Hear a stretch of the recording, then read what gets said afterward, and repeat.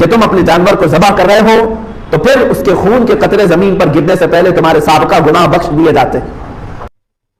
السلام علیکم ورحمۃ اللہ تعالی وبرکاتہ۔ امید ہے آپ سب خیریت سے ہوں گے۔ جن کی باتیں سیدھی روح کو چھو جاتی ہیں، جو سچ بولنے سے کبھی پیچھے نہیں ہٹتے ہیں، جن کی بیان خاموشی کو توڑ دیتی ہے، میں بات کر رہا ہوں مفتی سلمان اظہری صاحب کی، جن کی زبان پر اثر اور دل میں درد ہوتا ہے۔ آئیے اس بیان کو سنتے ہیں اور اس پر عمل کرنے کی کوشش کرتے ہیں۔ ویڈیو کو پورا ضرور دیکھیں اور ویڈیو کو لائک سبسکرائب ضرور کریں۔ اب قرآن کی آیت کی طرف بھی اگر آپ آؤ، 17ویں پارے میں سورۃ الحج میں اللہ تعالیٰ فرماتا ہے لَن يَنَالَ اللَّهَ لُحُومُهَا وَلَا دِمَاؤُهَا، تمہارا گوشت اور تمہارا خون اللہ تک نہیں پہنچتا ہے۔ تم کس لیے کاٹ رہے ہو؟ گوشت کھانے کے لیے کاٹ رہے ہو یا اللہ کا تقرب حاصل کرنے کے لیے، اللہ کا قرب حاصل کرنے کے لیے؟ آپ سوچتے ہوں گے ایک جانور کو ذبح کر کے اللہ کا قرب کیسے حاصل ہوتا ہے، کیسے اس کو قریب ہوتا ہے آدمی ایک جانور کو کاٹنے؟ میرے عزیزوں، یہ بھی میرے رب کا احسان ہے۔ کیا ہے جانتے ہیں؟ در حقیقت قربانی تو اپنی جان کی ہونی چاہیے تھی۔ اللہ تبارک و تعالیٰ چاہتا تو تم سے بھی فرماتا، جیسے حضرت ابراہیم علیہ السلام سے مانگا اس نے۔ اللہ کے حبیب صلی اللہ علیہ وسلم نے فرمایا قربانی کے دنوں میں اگر اللہ کو سب سے زیادہ پسندیدہ کوئی کام ہے تو ایک جانور کی قربانی کرنا ہے۔ یہ نہیں کہ جاری اور گیہوں صدقہ کرنا، صدقہ کرو سال بھر کرو، منع کس نے کیا؟ عزیزان گرامی وقار، ان دنوں میں ہمارے اوپر کئی چیزیں، کئی احکامات واجب بھی ہوتے ہیں۔ مثال کے طور پر سال میں ایک مرتبہ مالک نصاب کے لیے زکوٰۃ دینا فرض ہے۔ اسی طرح سے ان قربانی کے دنوں میں، وہ قربانی کے دن صرف 3 ہیں، ایام نحر ان کو کہا جاتا ہے، 10، 11 اور 12 ذی الحجہ کی۔ تو یہ ذی الحجہ کی 10، 11 اور 12 کے اندر اگر کوئی مالک نصاب ہو گیا تو اس پر بھی قربانی واجب ہو جاتی ہے۔ اب یہاں سے قربانی کے معاملات ہیں، قربانی کے احکام ہیں۔ مجھے یہ بتانا آج ضروری ہے کہ قربانی کا تصور اور قربانی کا مفہوم کیا ہے اسلام کی۔ آج اس قربانی کو ہمارے ہندوستان میں کچھ الگ نظر سے بھی دیکھا جانے لگا ہے۔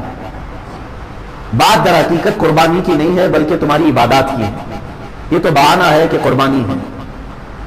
آج جو حالات ہمیں سننے کو مل رہے ہیں کہ مسلمان لاکھوں جانوروں کو ذبح کرتے ہیں، اس چیز پر پابندی ہونی چاہیے کہ جیوت لائف والے کسی بھی ایک مخلوق کو نہ ذبح کریں، کاٹنے نہ دیں۔ عزیزان گرامی وقار، یہ قربانی کا تصور صرف اسلام میں نہیں، آدم علیہ السلام سے چل رہا ہے۔ انسان اول کی ابتدا جہاں سے ہے انہی دنوں سے قربانی کا تصور ہے۔ قرآن پاک میں موجود ہے، 6 پارے میں رب تعالیٰ نے فرمایا وَاتْلُ عَلَيْهِمْ نَبَأَ بَنِي آدَمَ بِالْحَقِّ إِذْ قَرَّبَا قُرْبَانًا فَتُقُبِّلَ مِنْ أَحَدِهِمَا وَلَمْ يُتَقَبَّلْ مِنَ الْآخَرِ۔ جب آدم علیہ السلام کے دونوں بیٹوں کے درمیان جھگڑا ہو گیا، حابیل اور قابیل کے درمیان، نکاح کے مسئلے کو لے کر، دونوں ایک خاتون سے، ایک ہی عورت سے شادی کرنا چاہتے تھے، تو ان کے متعلق حکم یہ آیا کہ دونوں لوگ اپنی قربانی کریں اور جس کی قربانی قبول ہو جائے وہ نکاح کر لے اس سے، وہ حق پر ہے۔ تو اس زمانے میں قربانی کا طریقہ یہ تھا کہ وہ اپنے جانور کو ذبح کر کے کسی اونچی جگہ پر، پہاڑ پر یا کھلے میدان میں رکھے، آسمان سے ایک آگ اترتی اور اس قربانی کو اٹھا لے جاتی، یعنی اچانک وہ قربانی کا جانور غائب ہو جاتا، آگ اس کے اوپر آتی، آگ آنے کے بعد جل جانا چاہیے، ختم ہو جانا چاہیے، لیکن اس آگ کے اندر وہ قربانی کا جانور غائب ہو جاتا تو یہ سمجھا جاتا کہ یہ اس کی قربانی قبول ہو چکی ہے۔ حابیل اور قابیل نے اس زمانے میں قربانی کی۔ حابیل نے ایک مینڈے کو ذبح کیا اور بلند جگہ پر رکھا، اس کے چھوٹے بھائی قابیل نے بھی، ان کے متعلق یہ ہے کہ وہ کچھ غلہ اناج لا کر کے اس نے رکھا۔ دونوں میں سے آسمان سے آگ آئی تھوڑی دیر کے بعد اور بڑے بیٹے حابیل کے ذبح کیے ہوئے جانور کو وہ کھا گئی، وہ جانور غائب ہو گیا۔ اس سے اس وقت فیصلہ یہ کیا گیا کہ پہلی قربانی تھی، دنیا میں سب سے پہلی قربانی تھی۔ آدم علیہ السلام نے حکم فرمایا کہ حابیل حق پر ہے، اس لیے اس کی قربانی قبول ہو گئی۔ قرآن پاک میں تقریباً کئی مقامات پر 1 درجن کے قریب آیتیں قربانی کے متعلق ہی نظر آئیں گی آپ کو کہ قربانی کا مفہوم کیا ہے، اور تقریباً عیسیٰ علیہ السلام تک جتنے انبیاء اکرام علیہ السلام آئے، اکثر انبیاء کی امتوں پر بھی قربانی کے احکام واجب ہوئے، لیکن الگ الگ طریقوں سے۔ قرآن پاک نے یہ بھی الذین قالوا ان اللہ عہد الینا اللہ نؤمن برسول حتی یأتینا بقربان تأکلہ النار، یعنی کچھ لوگوں نے یہ کہا تھا اس زمانے میں کہ ہم کسی رسول پر ایمان نہیں لائیں گے اس وقت تک جب کہ کوئی قربانی آئے، ہم قربانی کریں اور اس کو آگ کھا لے جائے تو ہمیں سمجھ میں آئے گا کہ حق پر کون ہے۔ اس وقت تک یہ معاملات تھے کہ قربانی کو آسمان سے کوئی آگ آتی اور اٹھا لے جاتی اور سمجھ میں آتا کہ اس کی قربانی قبول ہے اور اس کی قربانی رد کر دی گئی۔ اب آپ یہ سوچتے ہوں گے کاش ہمارے اندر بھی ہوتا ایسا، ہم بھی اپنے جانوروں کو ذبح کر کے رکھتے، ہم بیل کو ذبح کر رہے ہیں، بکرے اور بکریوں کو یا پھر اونٹ کو، تین ہی جانور ہیں ذبح کے لیے قربانی، مرغے مرغیوں کی قربانیاں نہیں ہوتی، لیکن ابھی سننے میں آیا ہے کہ جماعت اہل حدیث نے انڈے کی قربانی کو بھی جائز کہا ہے۔ سارے لوگ نہیں ہوں گے، ان میں سے بھی کوئی نرا جاہل ہوگا۔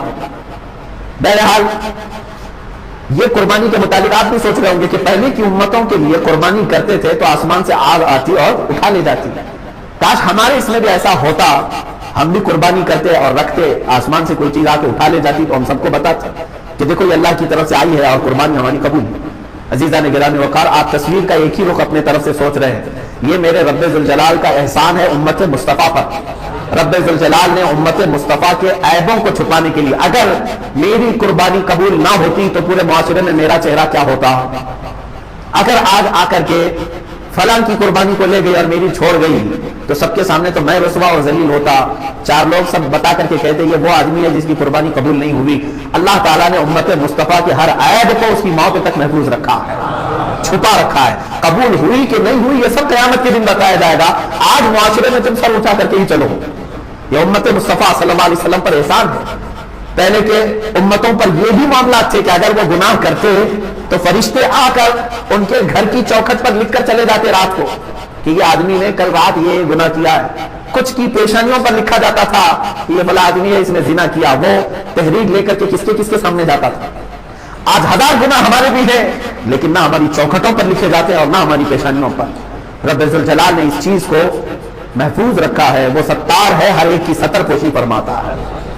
عزیزان گرامی وقار، قربانی کا جو مفہوم اور جو تصور اسلام میں ہے، میں نے آیت کریمہ 17ویں پارے کی یہ تلاوت کی ہے سورۃ الحج میں سے۔ اللہ تعالیٰ نے فرمایا وَالْبُدْنَ جَعَلْنَاهَا لَكُم مِّن شَعَائِرِ اللَّهِ، اور یہ اونٹوں کو یا قربانی کے جانوروں کو ہم نے، اللہ تعالیٰ فرماتا ہے، اللہ کی نشانیوں میں سے ایک نشانی بنائی ہے۔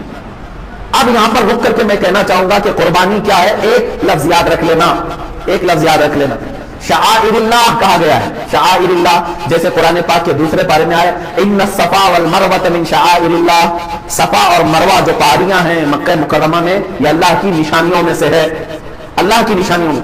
اسی طرح قربانی کی بات جب آئی تو اللہ تعالیٰ فرماتا ہے یہ اللہ کی نشانیوں میں سے۔ اب یاد رکھ لینا آپ ہمیشہ، قربانی کیا ہے تو ایک لفظ کہہ دینا کہ یہ اللہ کی نشانیوں میں سے ایک نشانی ہے۔ میں آپ سے پوچھنا چاہتا ہوں کیا اللہ کی نشانیوں کا سودا کیا جا سکتا ہے؟ صفا اور مروہ کو ختم کر دو، اللہ کی نشانیاں ہیں، معاذ اللہ رب العالمین کسی کی مجال ہے وہ ختم کرے گا؟ اللہ کی نشانیاں ہیں، شعائر اللہ، اللہ کے جتنے اولیاء کرام ہیں وہ شعائر اللہ ہیں، مقامات مقدسہ یہ شعائر اللہ ہے، اللہ کی نشانیاں ہیں۔ تو ظاہر سی بات ہے مسجد کے مینار اور منبر، اس سے عظمت اسلام ہوتی ہے کہ نہیں ہوتی؟ کبھی آپ مینار اور منبر یا گنبدوں کو ختم کرنے کی اجازت دیں گے؟ ارے ناک کٹ جائے گی اس مسجد کی۔ اگر کوئی کہتا ہے کہ یہ گرا دو، اس کا مطلب یہ ہے کہ ہم ناک کاٹ رہے ہیں اس چیز کی۔ اسی بنیاد پر تو کتنے معاملات ہو جاتے ہیں۔ مساجد بھی اللہ تعالیٰ کی نشانیاں ہیں۔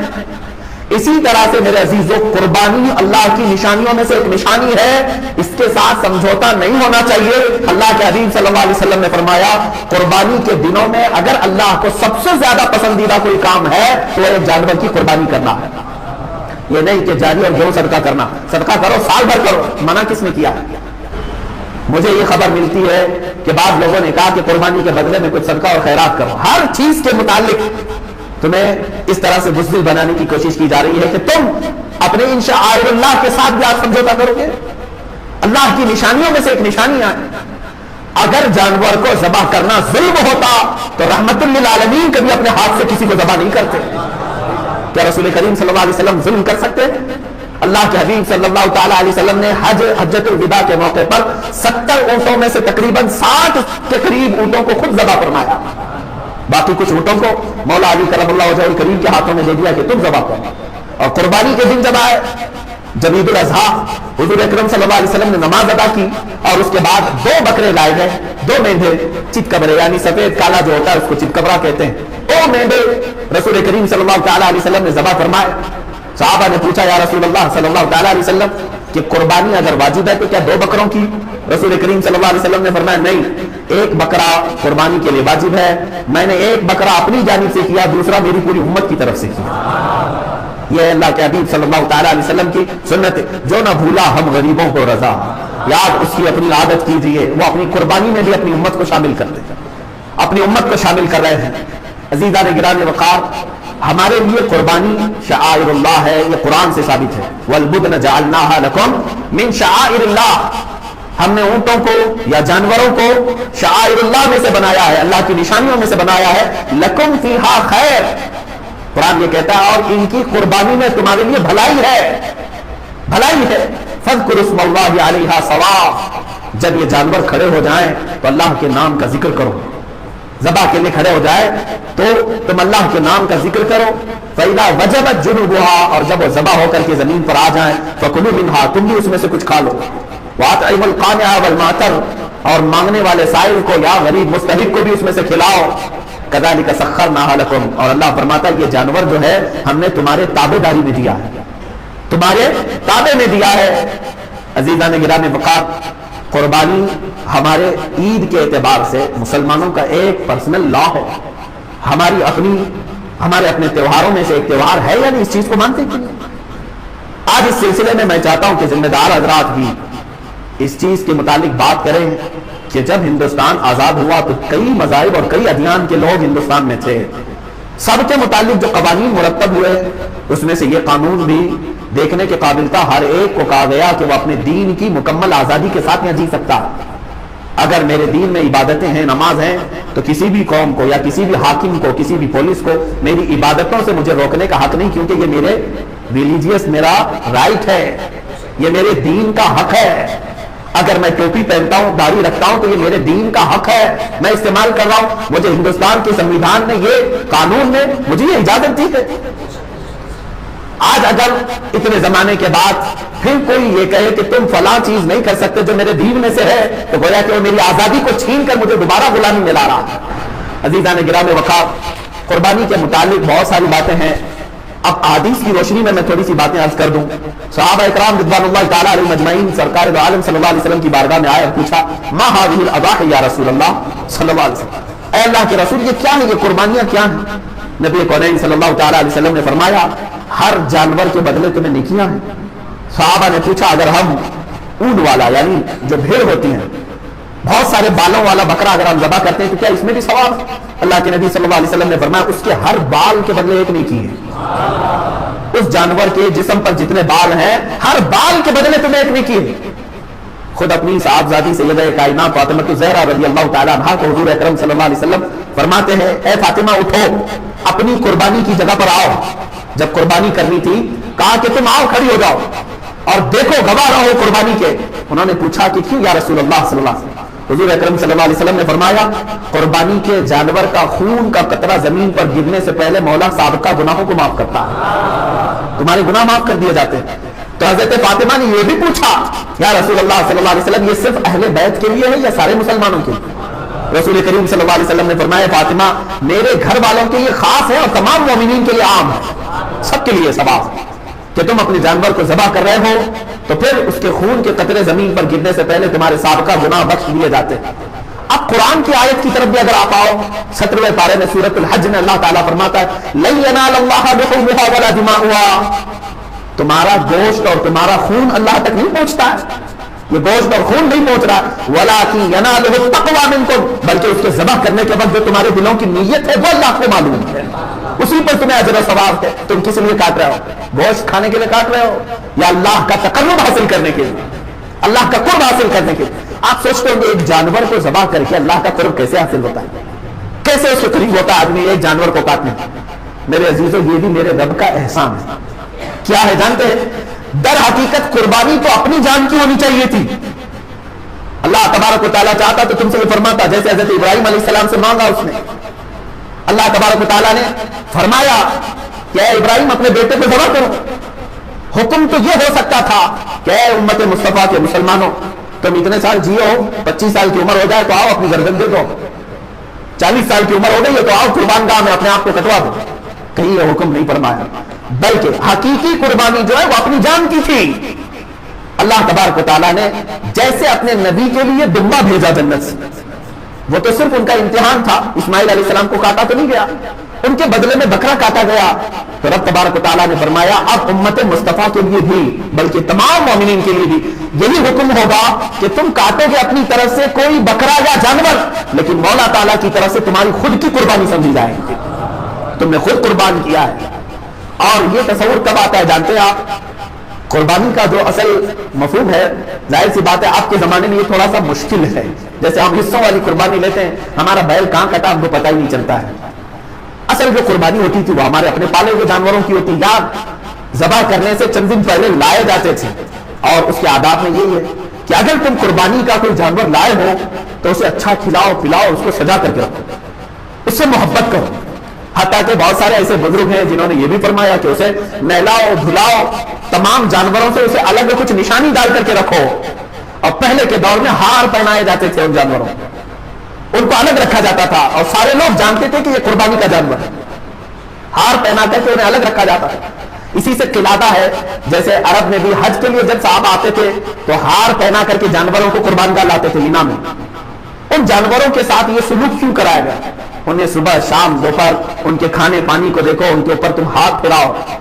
दो बातें, एक तो मेरे आका सल्लल्लाहु अलैहि वसल्लम फरमाते हैं क़यामत के दिन ये जानवर अपने सींग, अपने खुर, अपने गोश्त, अपनी खाल के साथ आएगा, इन तमाम चीजों के साथ आएगा, और रब ताला से फरमाएगा ऐ मौला तेरा कुर्ब हासिल करने के लिए इसने मुझे तेरे दरबार